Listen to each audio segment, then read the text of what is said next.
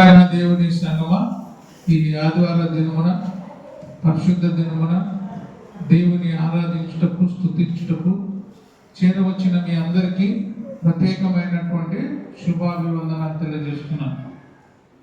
మనం పాడినటువంటి పాటలో ఏమైనా చేయగలవు, కథ మొత్తం మార్చగలవు. నిజంగా దేవుడు ప్రతి వారి జీవితంలో మేలు చేసి వారి జీవితాన్ని మార్చేటువంటి దేవుడు.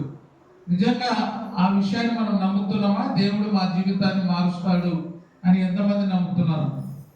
దేవుడు అందరి జీవితాల్లో అన్ని విషయాల్లో సహాయం చేసి వారి దైనందిక జీవితాన్ని మార్చే దేవుడిగా ఉన్నాడు. ఈరోజు మనం నేర్చుకుంటున్నటువంటి అంశము కూడా మలుపు తిరిగిన జీవితాలు. మలుపు తిరిగిన జీవితాలు. మానవుని జీవితంలో మలుపు తిరిగేటువంటి జీవితం అంటే తానున్న స్థితిలో నుండి ఉన్నతమైన స్థితికి పోయేటువంటి ఒక శ్రేష్టమైన అంశాన్ని ఈరోజు మనం నేర్చుకుంటున్నాం. మలుపు తిరిగిన జీవితాలు. మనిషి జీవితంలో మలుపు తిరగాలంటే ఆ మనిషి వెనక కానీ ముందు కానీ ఎవరు ఉండాలో? దేవుడు మాత్రమే ఉండాలి. అప్పుడే వారి కథ, వారి జీవితము దేవుడు మారుస్తాడు. మనము చదివినటువంటి పరిశుద్ధ లేఖన భాగములో నుండి అపోస్తుల కార్యము 3వ అధ్యాయం మనం గమనించుకున్నట్లయితే ఇక్కడ పుట్టి కుంటివాడు వాని జీవితంలో దేవుడు ఆశ్చర్యకరమైన మలుపు తిరిగిన జీవితంగా వాని జీవితం మారిపోయింది. పగలు 3 గంటలకు ప్రార్థన కాలమున పేతురును యోహానును దేవాలయంలోనికి ఎక్కి వెళ్ళుచుండగా పుట్టినది మొదలుకొని కుంటివాడైన ఒక మనుషుడు మోసుకొని పోబడుచుండెను. ఇతడు ఎవరు అంటే పుట్టినది మొదలుకొని కుంటివాడు మోసుకొని పోబడుచుండెను. అతడు ప్రతిరోజు మోసుకొని పోబడుచు ఉండేవాడు. ఎక్కడికి అంటే దేవాలయమునకి. ఎందుకు మోసుకొని పోయేవారు అంటే అతని జీవనము అదే. దేవాలయం యొద్ద ఉండి భిక్షం అడుక్కునేటువంటి జీవితము ఈ పుట్టి కుంటివాడి యొక్క జీవితం. పుట్టి కుంటివాడైనటువంటి వాడిని ప్రతిరోజు ఎవరైనా మోసుకొని పోవాలంటే అవుతుందా? ప్రత్యేకంగా ఎవరు కూడా మోసుకొని పోవడానికి ముందుకు రారు. మోసుకొని పోవాలంటే అతన్ని కూడా ఏం చేయాలా? మామూలుగా మోసుకొని పోయేవాడికి అతని అడుక్కున్నటువంటి దాంట్లో అంతో ఇంతో కొద్దిగా వారికి ఇచ్చేటువంటి వాడుగా కూడా ఉంటాడు. ఏదో ఒకసారి ఏదో ఒక సందర్భంలో అయితే తీసుకొని పోతారు, కానీ ప్రతిరోజు తీసుకొని పోవాలంటే ఎవరికి కూడా సాధ్యమో కాదు. నాకు తెలిసిన ఒక విషయాన్ని నేను గమనించినప్పుడు, మరి కొత్తకోట గ్రామంలో ఒక వ్యక్తి ఉన్నాడు, దానము అని. 2 కాళ్ళు 2 చేతులు లేవు, దగ్గరికి ఉంటాయి. నడవడానికి కూడా చాలా క్లిష్టమైన పరిస్థితిలో ఉంటాడు. అతన్ని ఒక బండి మీద తీసుకొని పోయేటప్పుడు తీసుకొని పోవాలంటే అంతో ఇంతో ఎవరికైనా ఇచ్చి, అరే బాబు నన్ను ఇంత దూరం తీసుకుపో, లేదంటే నన్ను బస్సు ఎక్కి అని చెప్పి అంతో ఇంతో సహాయం చేస్తే కానీ ఎవరు కూడా అతన్ని తీసుకొని పోయే స్థితిలో లేరు. ఈ పుట్టికొంటి వారైన వాడు కూడా ప్రతిరోజు దేవాలయమునకు అతన్ని ఏం చేసేవారంట? మోసుకొని పోబడుచుండెను. వాడు దేవాలయంలోనికి వెళ్ళి వారిని భిక్షమలుటకు కొందరు ప్రతిదినము వానిని శృంగారమును దేవాలయపు ద్వారమునొద్ద ఉంచుచూ వచ్చిరి. ప్రతిదినము దేవాలయము దగ్గర ఉంచుచూ వచ్చేవారు. ఎవరిని? పుట్టినప్పటి నుండి కుంటివాడైన వారిని. పుట్టినప్పటి నుండి కాళ్ళు లేవు ఇతనికి. అంటే ఎంత దైనందిక జీవితమో ఒకసారి ఆలోచించుకోవాలి. పుట్టినప్పటి నుండి కాళ్ళు లేక ఉండేవాడు ఎక్కడ కూడా నడవలేనటువంటి పరిస్థితి. ఒకే చోట నడవకుండా కూర్చున్నప్పుడు అతని దగ్గర మంచి వాసన ఉంటుందా లేకపోతే చెడు వాసన ఉంటుందా? అంటే అతను లేని పరిస్థితులు ఉన్నప్పుడు అతని కాలకృత్యాలు కూడా అన్ని అక్కడే చేసుకునేవాడు. అంటే చాలా దౌర్భాగ్యమైనటువంటి జీవితం. అటువంటి జీవితంలో ఉండి ఎంతో సమస్యలు, ఎన్నో ఇబ్బందులు, ఎన్నో కష్టకాలంలో ఉన్నప్పుడు ఆ యొక్క కుంటివాణిని ప్రతిరోజు కూడా దేవాలయమునకు మోసుకొని పోయినప్పుడు వాడు భిక్షమెత్తుకునే జీవనాన్ని కొనసాగించుకునేవాడు.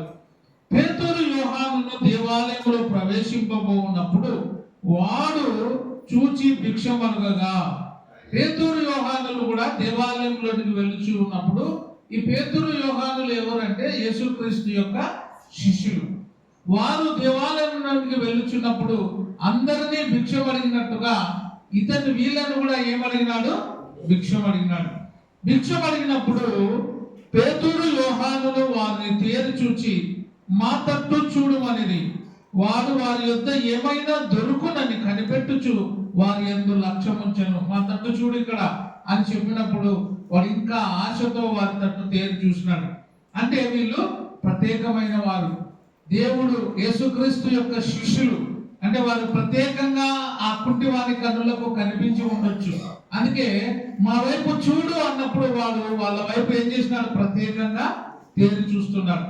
మామూలుగా ఒక దేవాలయం దగ్గర భిక్షం అడుగునే వాళ్ళు ఉన్నప్పుడు మనలాంటి వారు పోతే ఒక రకంగా వాళ్ళు భిక్షం అడుగుతారు. కొంచెం హై లెవెల్ వాళ్ళు పోయినారనుకో, కార్లో దిగినప్పుడు కార్లో దిగడం చూసినారనుకో, వాళ్ళు ఇంకా గట్టిగా అడుగుతారు. ఏమంటే మనం ఇస్తే 10 రూపాయలు ఇస్తాం, వాడు ఇస్తే 100 రూపాయలు ఇస్తాడు అనే ఆశతో బిగ్గరగా గట్టిగా కూడా అడుగుతూ ఉంటారు. ఇక్కడ పేతురు యోహానులను కూడా వాడు భిక్షం అడిగినప్పుడు ఏమైనా దొరుకునని కనిపెట్టుచు వారి యందు లక్ష్యముంచెను. అంతటా పేతురు, వెండి బంగారములు మా యొద్ద లేవు.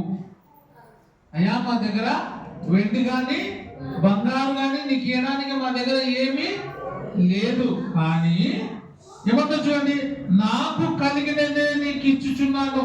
నాకు ఏదైతే ఉందో అది నేను నీకు ఇస్తున్నాను. కలిగినది ఇవ్వాలి. పేతురు యోహానులకు దేవుడు ఒక గొప్ప అవకాశాన్ని, గొప్ప సామర్థ్యాన్ని ఇచ్చినాడు. వాళ్ళు అంటున్నాడు, మాకు కలిగినదే మేము నీకు ఇస్తున్నాము, నజరేయుడైన యేసుక్రీస్తు నామమున నడువమని చెప్పి. వాడు అసలు వాని జీవితంలో అనుకుని లేకుండా ఊహించి లేనటువంటి అద్భుతమైన సంఘటన ఇక్కడ జరుగుతుంది. చూడండి, ఏమన్నారు? మొదట మా యొద్ద ఏమి లేవు, వెండి బంగారములు ఏమి లేవు, మాకి కలిగినదే మేము నీకు ఇస్తున్నామని చెప్పి ఏమన్నారు? ఏ నజరేయుడైన యేసుక్రీస్తు నామమున నడువమని చెప్పి. వానికి ఎంత సంతోషమో. వెండి బంగారాలు లేకపోయినా కూడా వానికి ఏం కావాలా? ప్రస్తుతము నడవలేని వానికి ఏం కావాలా? నడిచేటువంటి సంతోషం కావాలా? వాడు ఎన్ని సంవత్సరాలు పుట్టినప్పటి నుండి కూడా నడవలేని స్థితిలో ఉన్నాడు. ఒక్కసారిగా వాడి జీవితము మలుపు తిరిగిపోతుంది. వాడి జీవితము ఆశ్చర్యకరమైన స్థితిలోనికి వెళ్ళిపోతుంది. ఎవరి నామమున? నజరేయుడైన యేసు నామమున నీవు ఏమన్నాడు? నడుమని చెప్పి వాని కుడి చేయి పట్టుకొని లేవనెత్తెను. వెంటనే వాని పాదములను చీలమండలమును బలము పొందెను. నజరేయుడైన యేసుక్రీస్తు నామమున నీవు నడుమని వాని కుడి చేయి పట్టుకొని లేపినప్పుడు వాని చీలమండలములు, పాదములు అన్ని కూడా ఏమైనవి? తెరవబడినాయి. చక్కగా ఆ కుంటి వాడు లేచి నడుస్తున్నారు. చూడండి, వాని జీవితం ఏమైంది? మలుపు తిరిగింది. ఎప్పుడు కూడా దేవాలయమునకు ప్రతిరోజు ఎవరో ఒకరు మోసుకొని పోతుండేవాడు, వాడి జీవితము మలుపుగా మారిపోయింది. వాడికి వాడే ఏం చేస్తున్నా చూడండి, దిగ్గున లేచి నడుచుచు గంతులు వేయుచు దేవుని స్తుతించుచు వారితో కూడా దేవాలయములోనికి వెళ్ళెను. ఎంత గొప్ప మాట చూడండి. నడిచి గంతులు వేస్తూ దేవుని స్తుతించుచు దేవాలయమునకు వారితో పాటు వెళ్ళెను. మలుపు తిరిగినటువంటి జీవితం. ప్రతిరోజు దేవాలయము బయట ఉండి భిక్షం అనుకునే వారి జీవితము ఒక్కసారిగా ఏమైంది? మలుపు తిరిగిపోయింది. ఒక్కసారిగా వారితో పాటు దేవాలయంలోనికి వెళ్ళినాడు. ఎప్పుడు కూడా దేవాలయము బయట ఉండి భిక్షం ఎత్తుకునే వాడు ఇప్పుడు ఎక్కడికి పోయినాడు? చెప్పాలి, ఎక్కడ పోయినాడు? దేవాలయంలోనికి పోయినాడు. ప్రతిరోజు వాడిని తీసుకొచ్చి లోపల వదిలిపెట్టే వాళ్ళు కాదు. దేవాలయం లోపల ఎక్కడ వదిలిపెట్టేవారు? బయట. మనమైతే లోపల ఉంటామా బయట ఉంటామా? మనమైతే బయట ఉంటాం. ఎందుకంటే మన కాళ్ళు చేతులు ఉన్నాయి, అన్ని దేవుడు ఇచ్చినాడు. కానీ దేవుని స్తుతించడానికి లోపలికి వస్తాం. వీడికి కాళ్ళు చేతులు లేవు, దేవాలయం దగ్గర ఉండి భిక్షం అడుకొని ఆ వచ్చే భిక్షము ద్వారా తన జీవితాన్ని గడుపుకోవాలి కాబట్టి దేవాలయం దగ్గర ఉన్నాడు. కానీ ఈ పేతురు యోహానులు రావడం ద్వారా దేవుడు నజరేయుడైన యేసుక్రీస్తు నామములో వాని జీవితంలో ఒక గొప్ప అద్భుతమైన సంఘటన జరిగింది. వాని జీవితము మలుపు తిరిగిపోయింది. వాడు దేవాలయంలోనికి వెళ్ళి దేవుని స్తుతించుచు వారితో కూడా దేవాలయంలోనికి వెళ్ళెను. వాడు నడుచుచు దేవుని స్తుతించుట ప్రజలందరూ చూచి, ప్రతిరోజు ఎవరిని అడిగేవాడు? దేవాలయం బయట కూర్చొని ఎవరిని అడిగేవాడు? దేవాలయంలోనికి పోయే వాళ్ళని ఏమడిగేవాడు? భిక్షం అడిగేవాడు. ఇప్పుడు భిక్షం అడిగే పరిస్థితి లేదు. భిక్షం అడగాల్సిన హీన స్థితిలో నుండి గొప్ప స్థితిలోనికి పోయినాడు. ఎవరి నామమున? నజరేయుడైన యేసు నామమున. ఇప్పుడు ఏం చేస్తున్నాడు వాడు? వాడు నడుచుచు దేవుని స్తుతించుచు ప్రజలందరూ చూచిరి. ఎప్పుడు దేవాలయం బయట ఉండి భిక్షం అడుకునేవాడు దేవాలయం లోపలికి పోయినాడు. ఇప్పుడు దేవుణ్ణి ఏం చేస్తున్నాడు? అబ్బా, ఎంత గొప్ప జీవితం వాడిది. బయట ఉండి భిక్షం అడుకొని వచ్చిన వాళ్ళందరూ కూడా దేహి అని ప్రాధేయపడే వాడిని మలుపు మారిపోయింది. దేవాలయంలోనికి వచ్చినాడు. దేవాలయంలోనికి ఎప్పుడైతే వచ్చినాడో భిక్షం అడగడం మానేసినాడు. ఇప్పుడు దేవాలయం బయట అందరినీ భిక్షం అడుకునేవాడు ఇప్పుడు దేవుని ఏం చేస్తున్నాడు? మహిమపరిచే స్థితికి వచ్చినాడు. అందుకే మన జీవితంలో కూడా కథ మొత్తము మారుస్తాడు. ఏమైనా చేయగలడు, కథ మొత్తం మార్చగలడు. అది కేవలం దేవునికే సాధ్యం. వాని జీవితంలో ఎంత సంతోషమైన జీవితం చూడండి. ఎన్నడూ కూడా ఊహించినటువంటి జీవితం, అద్భుతమైన జీవితము వాని భవిష్యత్తులో జరిగింది. శృంగారమును అందరూ అనుకుంటున్నారు. ఇప్పుడు శృంగారమును దేవాలయపు ద్వారమునొద్ద భిక్షము కొరకు కూర్చుండిన వాడు వీడే. ఎవరు వీడు? ప్రతిరోజు దేవాలయము దగ్గర భిక్షం అడుకునేవాడు వీడే. వీడెక్కడికి వచ్చినాడు? బయట ఉండి భిక్షం అడుకునేవాడు దేవాలయంలోకి వచ్చినాడే. దేవుని మహిమపరుస్తున్నాడే. ఆహా, ఎంత గొప్పది, ఆశ్చర్యంగా చూస్తున్నారు అని కూర్చుండిన వాడు వీడే అని గుర్తెరిగి వానికి జరిగిన దానిని చూచి విస్మయముతో నిండి పరవశులైరి. ఎంత పరవశులైతున్నారు! ఆహా దేవా, ఎంత గొప్పవాడివి. ఈ దేవాలయం బయట భిక్షం అడుకునేవాడు ఈ రోజు దేవాలయంలోనికి వచ్చి వాడు నడుస్తూ నిన్ను స్తుతిస్తూ ఉండడం చూడగా మాకు ఎంతో ఆశ్చర్యము, ఎంతో గొప్ప అద్భుతమైన సంఘటన ఇది. మన జీవితంలో కూడా నీ కథ, నీ జీవితము కూడా దేవుడు మార్చే రోజు ఒకటి వస్తుంది. ఆ రోజు వరకు కూడా మనం దేవుని మహిమపరచాలి, దేవుని ఆశీర్వాదం కోసం ఎదురు చూడాలి. ఈ శృంగారం అనే దేవాలయం దగ్గర ఉండేవాడు పుట్టినది మొదలుకొని కుంటివాడుగా ఉండి ఎన్ని బాధలు అనుభవించినాడో మన జీవితంలో కూడా మరెన్నో కష్టాలు అలుముకొని ఉండొచ్చు. బాధలతో మన హృదయం నిండిపోయి ఉండొచ్చు. నీకు కూడా ఒక మంచి అవకాశం వస్తుంది. నీ జీవితము మలుపు తిరిగే రోజు కోసము నీవు నేను ఏం చేయాలి? ఎదురు చూసేవారుగా ఉండాలి. అందుకే మలుపు తిరిగినటువంటి జీవితాలు. ఈ కుంటివాడి జీవితం ఏమైంది? ఇప్పుడు మలుపు తిరిగింది. పుట్టినప్పటి నుండి నడవలేని వాడు నడుస్తూ ఉన్నాడు. ఇది గొప్ప అద్భుతం. మరి 18 సంవత్సరాల నుంచి దయ్యం పట్టిన ఒక స్త్రీ ఉంది చూడండి. లూకాసు సువార్త 13వ అధ్యాయము, లూకాసు సువార్త 13వ అధ్యాయము 10వ వచనం నుంచి చదువుకుందాం. లూకాసు సువార్త 13వ అధ్యాయము 10వ వచనం. విశ్రాంతి దినమున యూదుల ఆచార్య ప్రకారంగా ఏం చేయకూడదు? ఏ యొక్క పని చేయకూడదు. కానీ విశ్రాంతి దినాన్ని కూడా అధిగమించి, విశ్రాంతి దినానికి ప్రభువు ఎవరు? యేసుక్రీస్తు. విశ్రాంతి దినానికి ప్రభు అయినటువంటి యేసుక్రీస్తు విశ్రాంతి దినమును కూడా ఆచరించక, విశ్రాంతి దినమును కూడా లెక్క చేయకుండా ఏం చేసినాడు చూడండి. విశ్రాంతి దినమున ఆయన యొక్క సమాజ మందిరములో బోధించుచున్నప్పుడు 18 ఏండ్ల నుండి బలహీనపరచు దయ్యము పట్టిన ఒక స్త్రీ అచ్చట ఉండెను. ఈమె దయ్యము బట్టి వేదనకరమైన స్థితిలో ఉంది.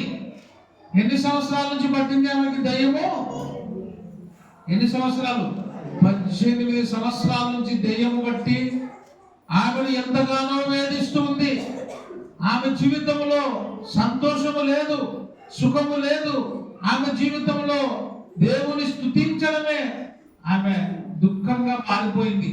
దేవుని స్తుతించడం లేదు, బలహీనంగా అయిపోయింది. దెయ్యము ఆమెలో ఉండి వేధించి వేధించి ఆమె ఏమైపోయింది? నడుము వంగిపోయింది. నడుము వంగిపోతే ఎంత బాధ! మనం కొంచెంసేపు వంగితేనే ఎంతో ఇబ్బందులకు సమస్యలకు లోనైపోతాం. కానీ ఈమె 18 సంవత్సరాలు, ఒకటి కాదు రెండు కాదు, ఎన్ని సంవత్సరాలు?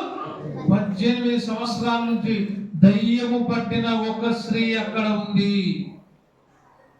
ఆమె నడుము వంగిపోయి ఎంత మాత్రము చక్కగా నిలవబడలేక ఉండెను.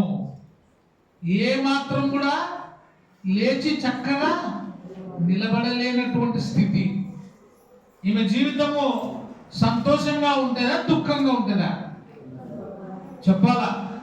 మొదటిది దెయ్యం పట్టి వేదన పడుతుంది. రెండవది నడుము వంగిపోయింది. ఎంత దుఃఖముతో నిండిపోయింది చూడండి. ఆమె హృదయము వేదనకరమైనటువంటి జీవితాన్ని జీవిస్తుంది. సంతోషము లేనటువంటి జీవితంలోనికి వెళ్ళిపోయింది ఆమె. దెయ్యము పట్టి ఎంతగానో వేధిస్తూ బాధపడుతూ ఉన్నప్పుడు ఎంత మాత్రమును కూడా చక్కగా నిలబడలేక ఉండెను. యేసు ఆమెను చూచి, ఇది చాలా వెరీ వెరీ ఇంపార్టెంట్. యేసు ఆమెను చూచి. మన జీవితం కూడా మలుపు తిరగాలంటే అదంతటికి అది తిరగదు. కుంటివాని జీవితంలో కూడా మలుపు తిరిగిందంటే అది ఆటోమేటిక్గా జరగలే. పేతురు యోహానులు వెళ్ళేటప్పుడు వాడు ఏం చేసినాడు? వారిని కూడా భిక్షం అడిగినాడు. ఆనే వాడి మలుపు తిరిగింది. ఒకవేళ వాళ్ళని భిక్షం అడగకపోయి ఉంటే వాళ్ళు నిలబడే వాళ్ళు కాదు. అయ్యా మాకు భిక్షమి అని అడగడమే వాడి జీవితంలో ఒక మలుపు తిరిగింది. పేతురు యోహానులను భిక్షం అడగకపోయి ఉంటే వాళ్ళు చక్కగా వెళ్ళిపోయేవారు లోపలికి.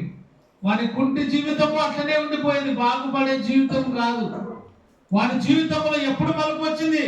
పేతురు యోహానులను భిక్షం అడగడమే వాని జీవితంలో ఒక టర్నింగ్ పాయింట్. ఇక్కడ ఈమె 18 సంవత్సరాల నుంచి దెయ్యము బట్టి బహువేదనతో దుఃఖముతో మునిగిపోయి వంగిపోయిన స్త్రీని మొట్టమొదటిగా ఎవరు చూసినారు? దేవుడు చూసినాడు. మొదటిది నువ్వన్నా దేవుని వైపు చూడాలా, దేవుడైనా నీ వైపు చూడాలా. నువ్వు చూడకపోయినా ఆయన నిన్ను చూస్తున్నాడు. ఇశ్రాయేలీలను కాపాడు దేవుడు కునుకడు. ఎన్నిసార్లు మనము దేవుని మర్చిపోయినాం, ఎన్నిసార్లు దేవుని అంటే నిర్లక్ష్యం మనం చేస్తాం. అయినా దేవుడు మనల్ని క్షమిస్తూనే ఉన్నాడు. ఆయన మనల్ని ప్రేమిస్తూనే ఉన్నాడు. నువ్వు ఆయనను ప్రేమించినా ప్రేమించకపోయినా ఆయన మాత్రం మనల్ని ప్రేమిస్తూనే ఉన్నాడు. ఈ 18 సంవత్సరాల నుంచి దెయ్యము పట్టిన స్త్రీ వంగిపోయి ఎంత మాత్రమును కూడా చక్కగా నిలవబడలేక ఉండెను. యేసు ఆమెను చూచి, యేసు ఆమెను చూచి ఏమన్నాడు? ఆమెను చూచి రమ్మని పిలిచి, అమ్మా రా, అమ్మా రా. పిలిచినప్పుడు ఆమె దగ్గర పోయింది. నేను రాను ప్రభువా అని అంటే కూడా ఆమె జీవితంలో అద్భుతము జరిగేది కాదు. నిన్ను కూడా ఆయన పిలిచినప్పుడే నేను ఆయన దగ్గరికి రావాలి. ప్రతి వారిని ఆయన పిలుస్తున్నాడు. ఏ భేదము లేదు, అందరూ కూడా నా దగ్గరికి రావాలి అని ప్రయాసపడి భారము మోసుకొనుచున్న సమస్త జనులారా రండి, నా దగ్గరికి వచ్చేసేయండి అని ఆయన పిలిచినప్పుడు మనం ఆయన దగ్గరికి వెళ్ళాలి. యేసుక్రీస్తు కూడా ఆమెను చూచి రమ్మని పిలిచి, అమ్మా నీ బలహీనత నుండి విడుదల పొంది ఉన్నావని ఆమెతో చెప్పి, నీ బలహీనత నుండి నువ్వు ఏం పొందినావు? విడుదల. దేనిలో నుండి విడుదల పొందింది ఆమె? మొదటిది 18 సంవత్సరాల నుంచి ఉన్న దెయ్యము వెళ్ళిపోయింది. రెండవది వంగిపోయిన నడుము చక్కగా అయింది. ఆమె జీవితమే ఒక మలుపు తిరిగిపోయింది. వంగిపోయిన జీవితం చక్కని స్థితిలోనికి వచ్చేసింది. వంగిపోయిన నడుము మరలా చక్కగా అయింది. ఇది కేవలం ఆయనకే సాధ్యం. ఒక 6 నెలల్లో 7 నెలల్లో సంవత్సరంలో దెయ్యం పట్టింది అంటే ఎంత వేదననో. 18 సంవత్సరాలంటే ఎంత నరకయాతన ఆమె పడిందో ఒకసారి మనం ఆలోచించాలి. ఎన్ని ఇబ్బందులు పడిందో ఒకసారి ఆలోచించాలి. అంత దౌర్భాగ్యమైన ఆమె జీవితము యేసుక్రీస్తు చూడడం ద్వారా ఆమె జీవితం ఏమైంది? మెరుగుపరచబడింది, ఆశీర్వదించబడింది. చూడండి, యేసు ఆమెను చూసి రమ్మని పిలిచి, అమ్మా నీ బలహీనత నుండి విడుదల పొంది ఉన్నావని ఆమెతో చెప్పి ఆమె మీద చేతులుంచగానే ఆమె చక్కగా నిలబడి దేవుని మహిమపరచెను. దేవుని మహిమపరచెను. ఆమె మీద ఏమిచ్చినాడు? చేతులు. కుంటివాడు కూడా దేవుని మహిమపరిచినాడు. దేవాలయం బయట ఉన్నప్పుడు మహిమపరిచినాడా? దేవాలయం లోపలికి వెళ్ళినప్పుడు మహిమపరిచినాడా? బయట ఉన్నప్పుడు ఏం చేసేవాడు? కుంటివాడు భిక్షం ఎత్తుకునేవాడు, దేవుని మహిమపరిచేవాడు కాదు. లోపలికి వచ్చినప్పుడు బాగుపడిన తర్వాత దేవుని మహిమపరుస్తున్నాడు. ఈ స్త్రీ కూడా 18 సంవత్సరాల నుంచి దెయ్యము పట్టి నడుము వంగిపోయిన స్త్రీ, వేదనతో దుఃఖముతో బాధపడుచున్న ఈమె స్వస్థత పొందిన తర్వాత దేవుణ్ణి మహిమపరచను. మనము మహిమపరుస్తున్నామా దేవుణ్ణి? మేలు జరగక ముందు దేవా నాకు సహాయం చెయ్యి, నా బాధలు తీసేసాయి, నా కష్టాలు తీసేసాయి, నా సమస్య తీసేసాయి అని దేవుని ప్రార్థన చేస్తాం. దేవుడు నీకు మేలు చేసిన తర్వాత ఈ కుంటివాని వలె, దెయ్యము వదిలిపోయినటువంటి ఈమె వలె, నడుము బాగైనటువంటి ఈమె వలె బాగైన తర్వాత దేవుని మహిమపరుస్తున్నామా? దేవుని మర్చిపోతున్నామా? చాలా మంది మేలు జరిగిన తర్వాత మళ్ళీ ఆరాధనకు రారు. బాగలేనప్పుడు, అనారోగ్యంగా ఉన్నప్పుడు, అస్వస్థతలో ఉన్నప్పుడు, మంచంలో ఉన్నప్పుడు, వేదనలో ఉన్నప్పుడు ఏడుస్తూ దేవుని ప్రార్థన చేస్తాం. బాగైన తర్వాత దేవుని దగ్గరికి రాము, ప్రార్థన చెయ్యము, పాట పాడము. కానీ వీలైతే దేవుని మహిమపరచెను. ఎవరు ఈమె? 18 సంవత్సరాల నుంచి దెయ్యము పట్టి నడుము వంగిపోయినటువంటి స్త్రీ దేవుని మహిమపరిచింది. ఆమె యొక్క జీవితము మలుపు తిరిగిపోయింది. ఇంతకు పూర్వం ఉన్న స్థితి ఎటువంటి స్థితి? దుఃఖమైన స్థితి, బాధాకరమైన స్థితి, ఎవరు కూడా బాగు చేయనటువంటి స్థితిలో నుంచి బాగయ్యే స్థితిలోనికి వచ్చింది. ఎవరి నామమున? యేసుక్రీస్తు నామమున. కథ మొత్తం మార్చేస్తాడు ఆయన. ఇంకొకరిని చూసుకుందాం మనం. మార్కు సువార్త 5వ అధ్యాయము 5వ వచనం నుంచి చూసుకుందాం. సేన అను దెయ్యములు పట్టిన వారు చూడండి, వారి జీవితము కూడా మలుపు తిరిగిపోయింది. ఎంతో గొప్ప స్థితిలోనికి వెళ్ళిపోయినాడు. అంతకు పూర్వము వారి స్థితి ఎట్లుంది చూడండి. సేన అను దెయ్యాలు పట్టినవాడు. మార్కు సువార్త 5వ అధ్యాయము 5వ వచనం నుంచి చూడండి. వాడు ఎల్లప్పుడూ రాత్రింబవలు సమాధులలోను కొండలలోను కేకలు వేయించు తన్ను తాను రాళ్లతో గాయపరుచుకొనుచుండెను. తను తాను ఏం చేసుకుంటున్నాడు? రాళ్లతో కొట్టుకోవడం అంటే సామాన్యమైన మాట కాదు. మన ఏరియాలోకి అప్పుడు వస్తుంది, ఇప్పుడు చాలా తక్కువ. ఎవరు కొరడాలతో కొట్టుకుంటున్నారు? ఎవరు వేసన్నా? ఎవరు? బీర్బీరళ్ళు ఏం చేసేవాళ్ళు? కొరడాలతో కొట్టుకుంటుంది. ఆశ్చర్యమైంది. వాయబ్బా, ఏదో మనం ఇచ్చే పావుల కోసమో, రూపాయి కోసమో, ₹1 కోసం ఏం చేస్తుంది? కొరడాలతో చర్మాన్ని, శరీరాన్ని గాయపరుచుకునే తర్వాత బ్లేడుతో కూడా కోసుకునేవాళ్ళు. మనం అనుకుంటున్నాం అంత కనికట్టులే అని. కనికట్టు నిజమో కానీ చూడడానికి చాలా ఆశ్చర్యం, చాలా భయం. ఇప్పుడు వాళ్ళు కూడా అంత నైస్ అయిపోయినారు. ఊరికే అది కొట్టుకుంటూ వస్తారు కానీ కొట్టుకోరు, ఊరికే శల్కాల మీద వేసుకొని పోతుంటాడు. వాళ్ళు ఏం ఫీల్ వస్తుంటారు. ఇప్పుడు మారిపోయినారు. శరీరాన్ని గాయపరుచుకోవడం అంటే సామాన్యమైన పని కాదు. మన దగ్గరికి వచ్చే వాళ్ళు ఏదో 4 పైసలు అడుకోవడానికి బతుకు తెరు కోసం కొట్టుకుంటున్నారు. కానీ వీడెందుకు కొట్టుకుంటున్నాడు? రాళ్లతో గాయాన్ని, శరీరాన్ని ఎందుకు గాయపరుచుకుంటున్నాడు?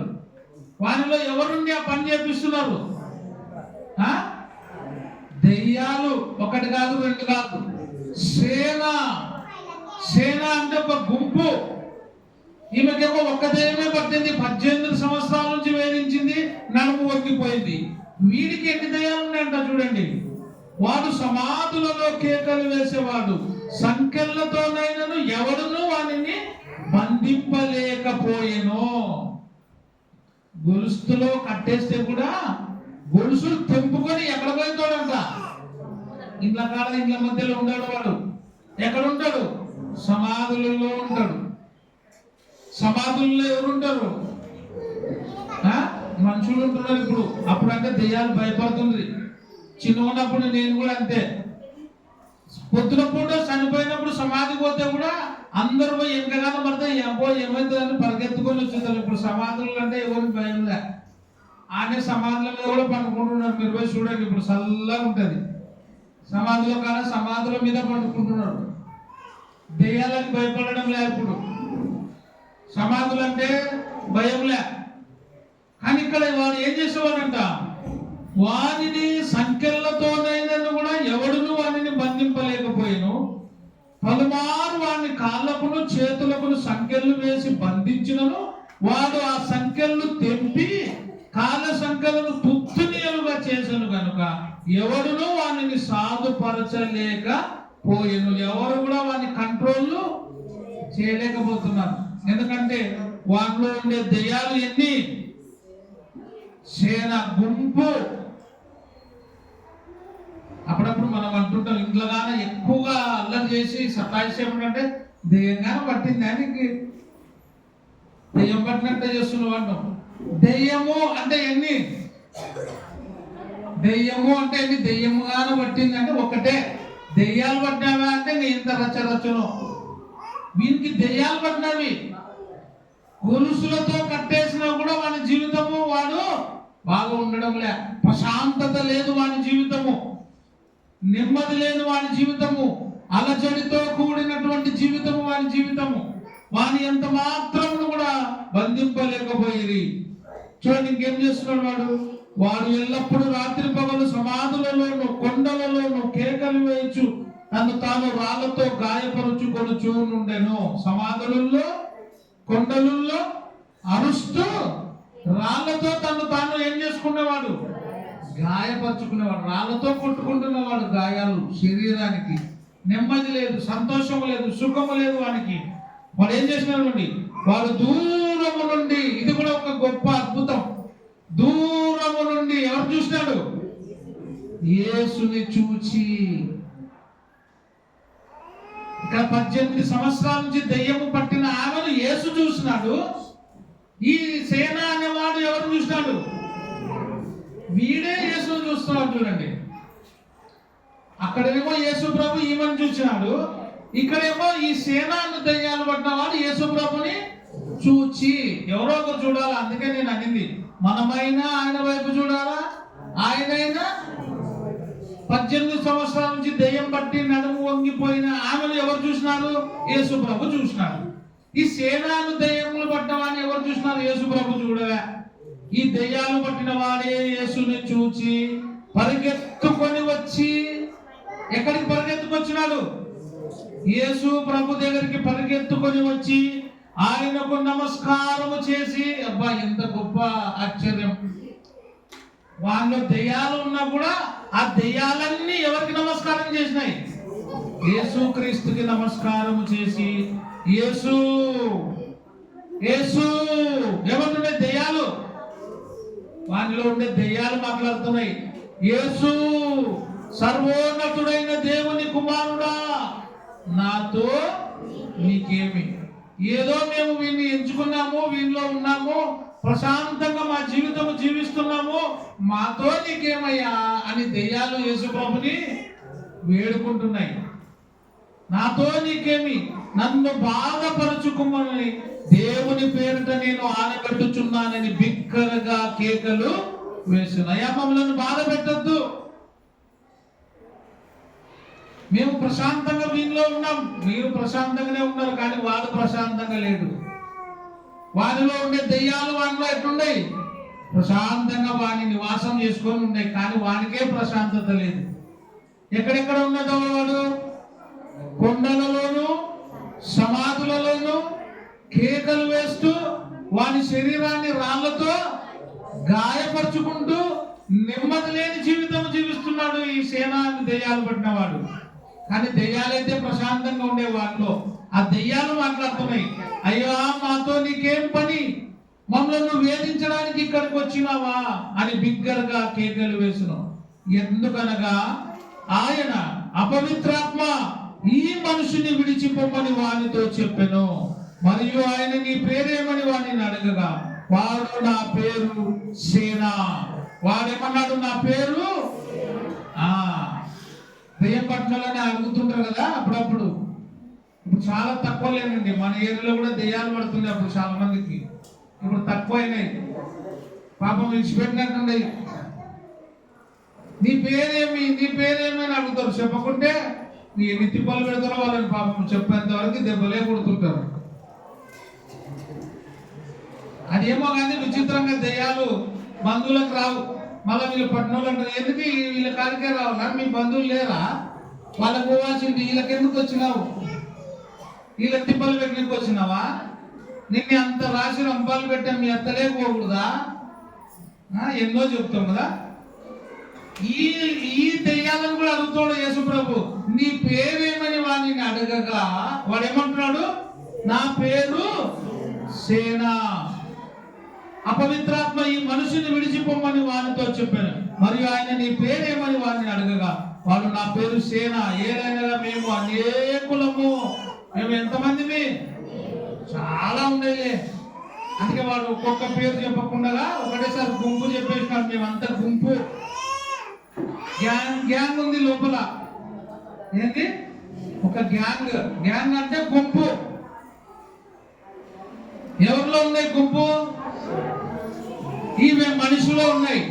ఈ సేన అనే దెయ్యాలు పట్టిన వాళ్ళలో ఒక గుంపే ఉంది. ఆ గుంపు వాని పాపం నెమ్మది లేకుండా చేస్తుంది.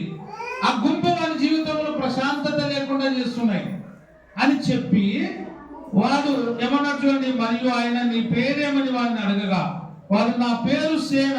ఏదైనా మేము అనేకులమని చెప్పి తమ్ముడు ఆ దేశముల నుండి తొలివేయవద్దని ఆయనను మిగుల బతిమాలుకొనెను. అక్కడ కొండ దగ్గర పందుల పెద్ద మంద మేచుండెను కనుక ఆ పందులలో ప్రవేశించినట్లు మమ్మల్ని వాటి యుద్ధకు పంపమని ఆ దయ్యములు ఆయనను బతిమాలుకొనెను. ఎవరు బతిమాలుకుంటున్నారు? దెయ్యాలు. ఎవరిని బతిమాలుకుంటున్నాయి? దెయ్యాలు. యేసుప్రభుని, అయ్యా మేము వీని విడిచి వెళ్ళిపోతాము, ఆ దూరముగా ఉండే పందుల గుంపులోనికి మమ్మల్ని పోగొన్నట్లుగా మాకు నువ్వు ఆజ్ఞ ఈయనైనా. ఈ దెయ్యాలు యేసుక్రీస్తును చూసినాయి చూడండి. ఆయన దగ్గరికి పరిగెత్తుకొని వచ్చి ఏం చేసినవి? నమస్కారం చేసినాయి. దెయ్యాలు నమస్కారం చేస్తున్నాయి, కానీ దేవుని మనం నమస్కారం చేయం. దేవునికి దెయ్యాలు దేవుని మొరపెడుతున్నాయి, కానీ మనం ప్రార్థన చేయము. దెయ్యం పట్టిన వారికి ఏం తెలియదు పాపం, కానీ దెయ్యాలు లోపల నుండి మాట్లాడుతున్నాయి.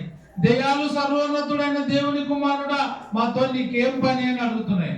దెయ్యాలు వచ్చి సాగిల పడిన యేసుక్రీస్తు దగ్గర, కానీ మనుషులు మనం సాగిల పడిన దేవుని దగ్గరికి వచ్చి. వీరి జీవితంలో ఏం జరగబోతుంది? ఇప్పుడు మలుపు తిరగబోతుంది. పందుల గుంపులోనికి మమ్మల్ని పంపి అని ఆయనని బతిమాలుకొనెను. యేసు వాటికి సెలవీయగా ఆ అపవిత్రాత్మలు వాటిని విడిచి పందులలో ప్రవేశింపగా ఇంచుమించు 2000 సంఖ్య గల మంద ప్రాపత్రం నుండి సముద్రము వారిని పరిగెత్తగా పరిగెత్తుకొని పోయి సముద్రంలో పడి ఊపిరి తిరగక చచ్చెను. ఈ దెయ్యాలన్నీ దేంట్లో పోయినవి? పందులే పోయినాయి. పందులన్నీ ఊపిరాడక ఇంచుమించు 2000 పందులు ఉన్నాయంట. 2000 పందుల్లోకి ఒక్కనిలో ఉండే దెయ్యాలన్నీ పోయినాయి. అంటే ఒక్కొక్క పందిలో ఒక దెయ్యం పోయింది. ఈ పందులకి దెయ్యం ఆడకపోయి సముద్రంలో పడి చచ్చిపోయినాయి. 2000 దెయ్యాలు వాటిలో ఉన్నాయంటే వారెంత బలవంతుడో చూడండి. అర్థమవుతుందా పాయింట్? వాటిలో ఉండే దెయ్యాలన్నీ కూడా అక్కడ 2000 మంద ఉండే పందులలోని పోయినవి. పందులన్నీ ఊపిరాడకపోయి ఎక్కడ పడిపోయినాయి? సముద్రంలో పడిపోయినాయి. ఇప్పుడు ఈ బయటకు వచ్చిన 2000 అంతకుముందు ఎవరిలో ఉన్నాయి? 2000 మందిలో లేవు, ఒక్కరిలోనే ఉన్నాయి. వాని ఎంత విలవిలలాడించినాయి చూడండి. అంటే ఊపిరి కూడా వానికి ఎంత ఊపిరి పీల్చుకోవడం చాలా కష్టమైంది. వాని జీవితం ఎంత దుర్భరమైన జీవితం చూడండి. వాని జీవితం మలుపు తిరిగిపోతుంది. వాని జీవితం ఆశీర్వదించబడుతుంది. ఎవరి ద్వారా? యేసుక్రీస్తు ద్వారా. అవి ఊపిరాడక చచ్చిపోయినాయి. జనులు చూడండి, ఇక్కడ ఆ పందులు మేపుచున్న వారు పారిపోయి పట్టణంలోను గ్రామంలోను ఆ సంగతి తెలియజేసిరి. జనులు జరిగినది చూడ వెళ్ళి యేసు వద్దకు వచ్చి, సేనాను దయ్యములు పట్టిన వాడు బట్టలు ధరించుకొని, ఇక్కడ గొప్ప అద్భుతం, సేనాను దయ్యములు పట్టిన వాడు ఇప్పుడు ఏమి ధరించుకున్నాడు? బట్టలు ధరించుకొని. అంతకు ముందు ఏం లేకుంటే బట్టలు లేవని అర్థం. ఒక్కసారిగా దయ్యాలు బయటికి పోతేనే వీడు ఏం ధరించుకున్నాడు? కొత్త జీవితం వచ్చేసింది వాడి జీవితంలో. బట్టలు లేకుండా సమాధుల్లోనూ కొండల్లోనూ కేకలు వేసుకుంటా వాడికి వాడే రాళ్లతో తన శరీరాన్ని గాయపరుచుకునే వీడికి ప్రశాంతత దొరికింది. వానిలో నుండి దెయ్యాలన్నీ ఎక్కడ పోయినవి? పందులలోనికి పోయి పందులన్నీ సముద్రంలో పడి చనిపోయినాయి. వాని జీవితము ప్రశాంతమైన జీవితం అయింది. వాని జీవితము మలుపు తిరిగింది. బట్టలు లేనివాడు ఇప్పుడు ఏం కట్టుకున్నాడు చూడండి. బట్టలు కట్టుకొని, చదవమా, స్వస్థత చిత్తుడై కూర్చుని చూచి భయపడి. బట్టలు కట్టుకొని స్వస్థత పొంది ఎక్కడ కూర్చున్నాడు? ప్రశాంతంగా కూర్చున్నాడు. అంతకుముందు ఎక్కడ ఉండేవాడు? ఒక్క చోట ఉండేవాడు కాదు. గొలుసులతో కట్టేస్తే కూడా తెంపుకొని అడవేవాడంట. చెప్పాలా? జవాబు చెప్పాలా? దెయ్యాలు వాటిలో ఉన్నప్పుడు గొలుసులతో కట్టేసినా కూడా గొలుసులు తెంపుకొని ఎక్కడ పోయేవాడు? వాడు సమాధులలో కొండలలో పోయి అరుచుకుంటూ రాళ్లతో కొట్టుకుంటూ ఉండేవాడి జీవితము ఒక్కసారిగా ఏమైంది? మలుపు తిరిగిపోయింది. బట్టలు కట్టుకున్నాడు, ప్రశాంతంగా కూర్చున్నాడు, స్వస్థత పొంది కూర్చున్నట్టు చూచి భయపడి. జరిగినది చూచిన వారు దయ్యములు పట్టిన వానికి కలిగిన స్థితియు పందుల సంగతియు ఊరి వారికి తెలియజేయగా, అయ్యా, దయ్యములు పట్టిన వాడు వీడు సమాధిలో తిరిగేవాడు ఇప్పుడు ఎట్టున్నాడు? ప్రశాంతంగా ఉన్నాడు, నిమ్మలంగా ఉన్నాడు. మనకు కూడా ఎన్నో సమస్యలు ఈ సేనాను దయ్యాలు ఉన్నట్ట.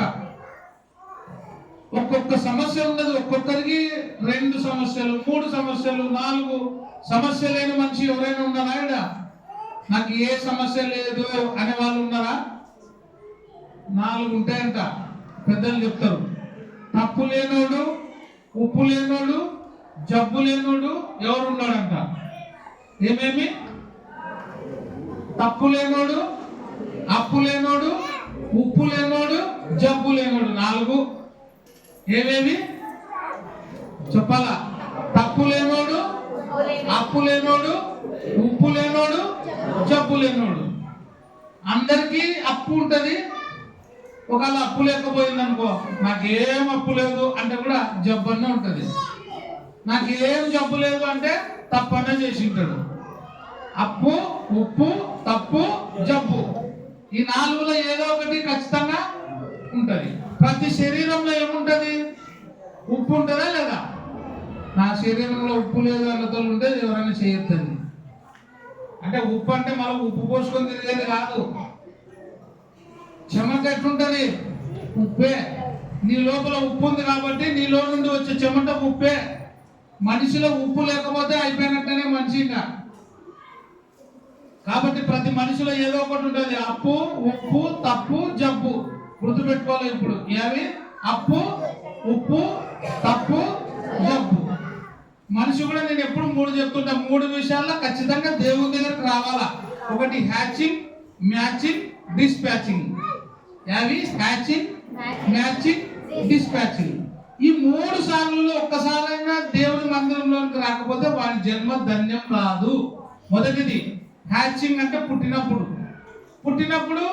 పేరు పెట్టడానికో ఎంట్రుకలు తీయడానికో చర్చిలోకి తీసుకొస్తారు. అయ్యా పట్టు పేరు పెట్టు అని. హ్యాచింగ్ అది. మ్యాచింగ్ రెండోది పెళ్లి సంబంధాలు. జున్నిక కనీసం పెళ్లి చేయకుండా చర్చిలో కనీసం పెళ్లి సంబంధాలన్నా చర్చలు చేసుకుంటాం అనేది రెండు. Hatching, matching. మూడవది డిస్పాచింగ్. చనిపోయినప్పుడన్నా దగ్గరికి తేవాలా. తెచ్చి పరదేశుల్లో పాపం 3 సార్లు ఏదో ఒక రోజు ఖచ్చితంగా రావాల్సిందే. ఈ మూడు విషయాలు ఖచ్చితంగా మనము దేవుని దగ్గరికి రావాల్సిందే. ఈ మూడు విషయాలు ఖచ్చితంగా మన జీవితంలో ఉండాల్సిందే. ఇక్కడ చూస్తే వీడు ఏం చెప్తారు చూడండి. వాడు బట్టలు ధరించుకొని ఎట్లా ఉన్నాడు? స్వస్థత చిత్తుడై కూర్చుండుట చూచి అందరూ ఏమైనారు? ఆశ్చర్యపడిపోయినారు. మలుపు తిరగాల మన జీవితం ఏదో ఒక చోట.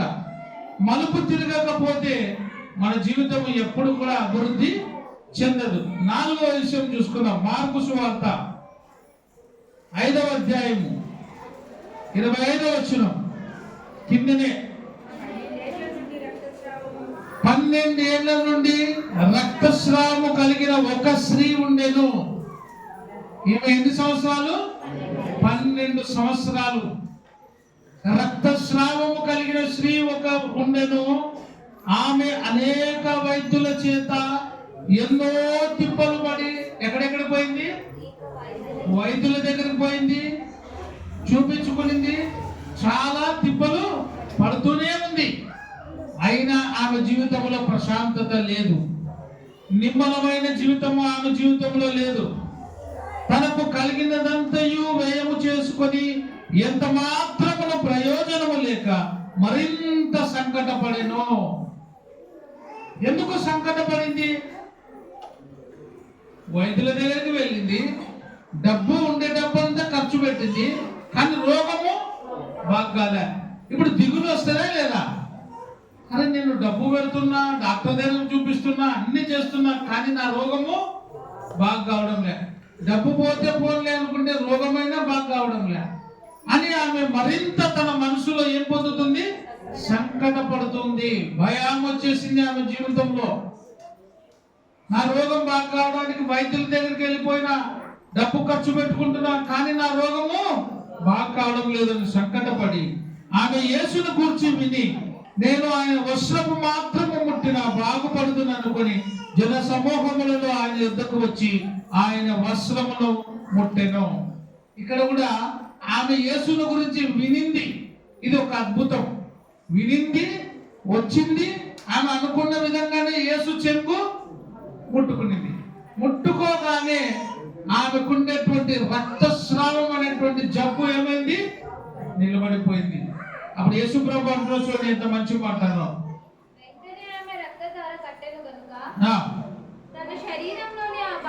24వ వచనం. అందుకు ఆయన కుమారి నీ విశ్వాసము నిన్ను స్వస్థత పరచెను, సమాధానము గల దానవై పొమ్ము. అమ్మా నువ్వు ఎట్లా పోతున్నావు? సమాధానము గల దానవై పొమ్ము. అంతకు ముందు ఆమెకు ఏమి లేదు? సమాధానం లేదు, నెమ్మది లేదు, సంతోషం లేదు. ఆమె డబ్బు ఖర్చు పెట్టుకునింది, వైద్యుల దగ్గరికి పోయింది, ఎన్నో తిప్పలు పడింది, అయినా నెమ్మది లేదు. ఇప్పుడు ఆమె జీవితంలో ఏం కలుగుతుంది? సమాధానము గల దానవై వెళ్ళు. ఆమె జీవితము మలుపు తిరిగిపోయింది. చూడండి ఇన్ని సంవత్సరాల నుంచి రక్తస్రావంతో బాధపడుతున్న ఈమె జీవితము మారిపోయింది. ప్రశాంతమైన జీవితంలోనికి వెళ్ళిపోయింది. ఆయన ఏమైనా చేయగలడు. ఆయన కథ మొత్తము ఈ స్త్రీ జీవితంలో కథ మారిపోయింది. యేసు ప్రభు దగ్గరికి రావడం వల్ల ఏ డబ్బు కూడా ఖర్చు కాలేదు. కేవలం ఆయన వచ్చింది, యేసు ప్రభు గురించి వినింది, వచ్చింది, వస్త్రపు చెంగు ముట్టింది, స్వస్థత పడింది. కాబట్టి మన జీవితంలో కూడా ప్రశాంతత రావాలి అంటే దేవుని దగ్గరికి రావాలి, దేవుని సన్నిధిలో మనం ఉండాలి. అప్పుడు మనకి నెమ్మది కలుగుతుంది. చివరిగా ఒకటి చదువుకొని ముగించుకుందాం.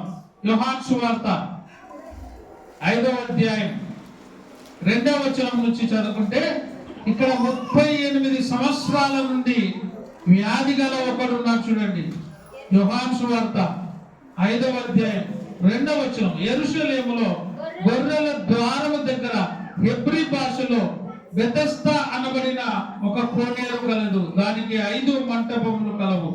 ఆయా సమయమున దేవదూత కోనేటిలో దిగి నీళ్లు కదిలించుట కలదు. నీరు కదిలింపబడిన పిమ్మట మొదట ఎవడు దిగునో వాడు ఎట్టి వ్యాధిగ్రస్తుడైనను బాగుపడును గనుక ఆ మంటపములో రోగులు, గుడ్డివారు, పొట్టివారు, ఊచ చేతులు గలవారు గుంపులుగా పడి ఉండిరి. ఎందుకు గుంపులుగా పడినారు? ఆ నీళ్లు కదిలించినప్పుడు ఎవరైతే ముందుగా వెళ్ళి పడుతారో వాళ్ళు బాగైతారు. కాబట్టి ఎవరు ముందుగా పరిగెత్తాలా అని ఎదురు చూస్తున్నారు. అంటే నాకు తెలిసి ఇది ఒక పరుగు పందెం లాగా. 1, 2, 3 అంటే ముందు ఎవరు పోతారో వాళ్ళకే ప్రైజ్. ఇక్కడ కూడా ఈ దేవాలయం దగ్గర గుంపులుగా పడినారు. ఎందుకు? దేవదూత వచ్చి నీళ్లు కదిలించినప్పుడు మొదట ఎవరు పోయి పడతారో వాళ్ళు బాగు పడేవారు.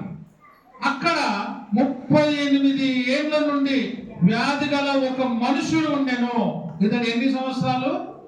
38 సంవత్సరాల నుంచి ఒకే చోట ఒక దేవాలయం దగ్గర ఎదురు చూస్తూ ఉన్నాడు. నా వంతు ఎప్పుడు వస్తుందో, నేనెప్పుడు నీళ్ళలో పడాలను అని పాపం వాడు ఎదురు చూస్తూ ఉన్నాడు. యేసు వాడు పడి ఎండుట చూచి, ఇది కూడా ఒక అద్భుతం. అందరూ ఉన్నారు కానీ అందరూ పడి బాగైపోతున్నారు. వీని ప్రత్యేకంగా ఎవరు చూసినారు? యేసు ప్రభు చూచి. ఎవరిని? 38 సంవత్సరాల నుంచి వ్యాధి గల వాడిని యేసు చూచి, వాడప్పటికీ బహుకాలం నుండి ఆ స్థితిలో ఉన్నాడని ఎరిగి, స్వస్థత కోరుచున్నావా అని వాడిని అడగగా, ఆ రోగి, అయ్యా, నీళ్లు కదిలింపబడినప్పుడు నన్ను కోనేటిలోనికి దించుటకు నాకు ఎవడునో లేడు. నా తరఫున ఎవరు లేరయ్యా, నేనొక్కడినే. అందుకే నేను ఇన్ని సంవత్సరాలైనా కూడా ఇక్కడే పడి ఉన్నాను. నన్ను ఎవరు బాగు చేసేవారు లేరు అని యేసు ప్రభుతో మొదలుపెడుతున్నారు. కనుక నేను వచ్చినంతలో మరి ఒకడు నాకంటే ముందుగా దిగునని ఆయనకు ఉత్తరం ఇచ్చెను. నేను వెళ్ళే లోపల, ఆ నీళ్లలో పడే లోపల నాకంటే ముందు వచ్చి ఎవరో ఒకరు నీళ్లలో పడి బాగైపోతున్నారయ్యా అని ఆయనతో తన బాధను వెలుబుచ్చుతూ ఉన్నాడు. అప్పుడు ఆయన అంటాడు, చూడండి, యేసు నీవు లేచి నీ పరిపెత్తుకొని నడుమని వానితో చెప్పగా, వెంటనే వాడు స్వస్థత నొంది తన పరిపెత్తుకొని నడిచెను. వెంటనే వాడు పరిగెత్తుకొని స్వస్థత పొంది నడిచెను.